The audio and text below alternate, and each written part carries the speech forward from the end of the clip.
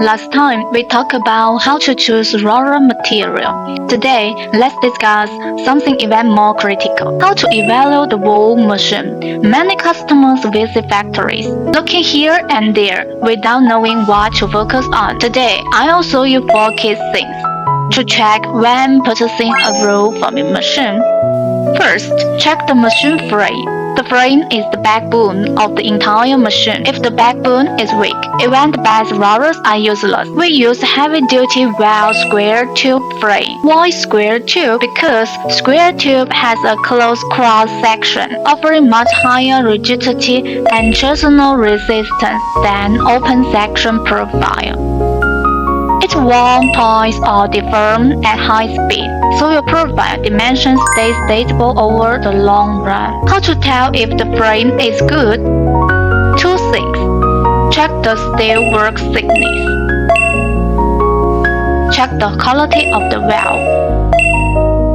Some manufacturers use I-band or H-band for their frames. Those work too, but compared to those, valve square tube offer better overall rigidity and torsional resistance. The long-term stability is on a completely different level.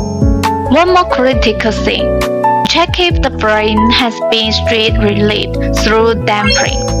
Without it, welding straight is not released, and the frame will start deforming after a year or 2. Your profile dimension will drip. Second, check the rollers. As we covered last time, good rollers use CL12 MOV or D22 steel, vacuum heat treated to HRC 55 to 62. How to tell? Ask the supplier 3 questions. What material? If you hear 55 steel, because that won't last more than a few tens of thousands of meters. What harness? HRC 55 to 62 is the minimum standard.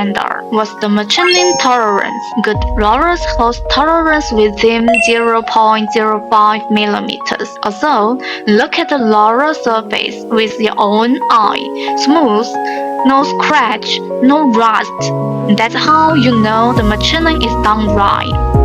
Third, listen to the song and watch it run. You can't judge a machine until you see it in motion. What to listen for? A good machine runs quietly, basically just the sound of bearing turning. If you hear scratching metal or knocking sounds, here's the problem with the bearing or gearbox.